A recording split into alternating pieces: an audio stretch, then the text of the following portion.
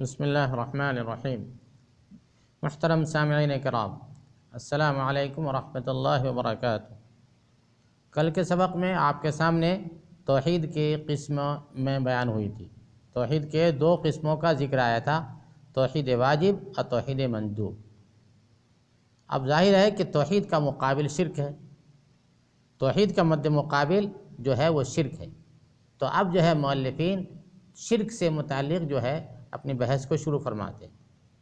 تو فرماتے ہیں کہ توحید کی ضد شرک ہے، جس کی تین قسمیں ہیں۔ شرک کی تین قسمیں ہیں۔ نمبر ایک، شرک اکبر، یعنی بڑا شرک جو توحید کی اساس اور اس کے اصل کے منافی ہے، جسے اللہ تعالیٰ بغیر توبہ کے معاف نہیں فرماتے۔ جو کوئی شرک اکبر ہی کی حالت میں مر جائے وہ ہمیشہ کے لیے جہنمی ہو جاتا ہے۔ شرک اکبر کا مرتکب اگر اسی حال میں مر گیا تو اس کی معافی ہرگز نہیں ہے۔ اس کی تعریف یہ ہے کہ انسان اللہ تعالیٰ کی عبادت میں اس کا شریک بنا لے۔ شرک کی تعریف کر رہے ہیں شرک اکبر کی، کہ انسان اللہ تعالیٰ کی عبادت میں اس کا شریک بنا لے، اس سے دعا کرے جیسے اللہ تعالیٰ سے دعا کرتا ہے، اس کا قصد کرے، اس پر توکل بھروسہ کرے، اس سے امید وابستہ کرے، اسی سے محبت کرے، اسی سے ڈرے جیسے وہ اللہ تعالیٰ سے محبت کرتا ہے اور اس سے ڈرتا ہے۔ یعنی یہ سارے حقوق جو تھے اللہ کے تھے، یہ سب کرنے کے اللہ کے ساتھ کرنے کے تھے، لیکن اللہ کے غیر کے ساتھ جو ہے کسی نے دعا کیا، یا اللہ کے غیر پہ کسی نے توکل کیا، یا اللہ کے غیر پہ کسی نے امید وابستہ کی، تو یہ سب جو ہے شرک اکبر میں سے ہے۔ اس کی کوئی معافی نہیں ہے۔ اگر اسی حال میں مر گیا تو اس کی معافی نہیں ہے۔ اللہ تعالیٰ سے آدمی ہر حال میں توبہ کرتا رہے۔ ارشاد باری تعالیٰ ہے، اِنَّهُ مَن يُشْرِكْ بِاللَّهِ فَقَدْ حَرَّمَ اللَّهُ عَلَيْهِ الْجَنَّةَ وَمَأْوَاهُ النَّارُ وَمَا لِلظَّالِمِينَ مِنْ أَنصَارٍ۔ بے شک جو شخص اللہ تعالیٰ کے ساتھ شریک کرتا ہے، اللہ تعالیٰ نے اس پر جنت حرام کر دی ہے اور اس کا ٹھکانہ جہنم ہی ہے، اور گنہگاروں کے لیے کوئی مددگار نہیں ہے۔ یہ ہو گئی شرک اکبر۔ اس کے بعد فرماتے ہیں شرک اصغر۔ شرک کی دوسری قسم جو ہے شرک اصغر ہے، چھوٹا شرک جو کمال توحید کے منافی ہے، جو توحید کے کمال کے منافی ہے۔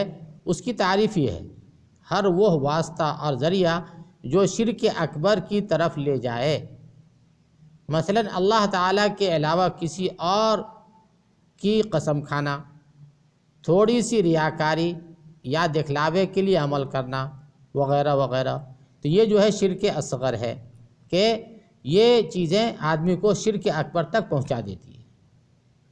اس کے بعد فرماتے ہیں شرک کی تیسری قسم ہے شرک خفی۔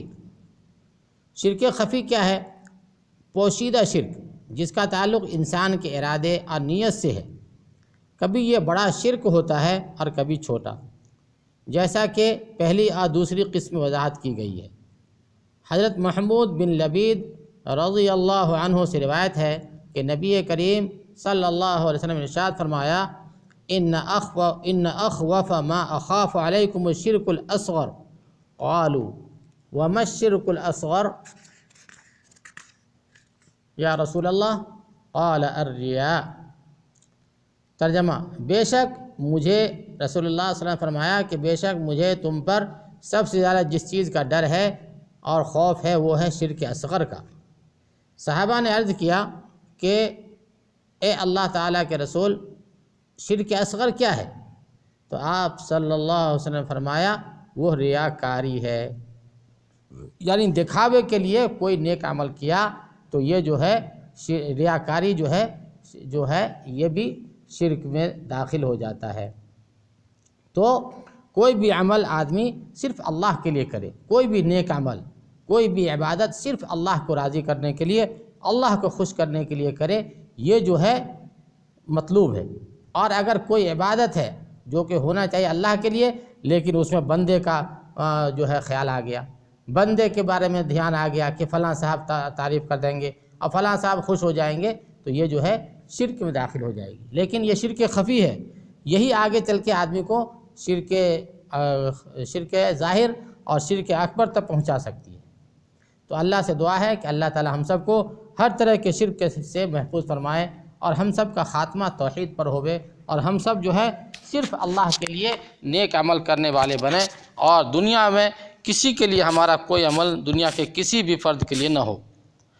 اللہ ہم سب کو قبول فرمائے۔ وآخر دعوانا ان الحمد للہ رب العالمین۔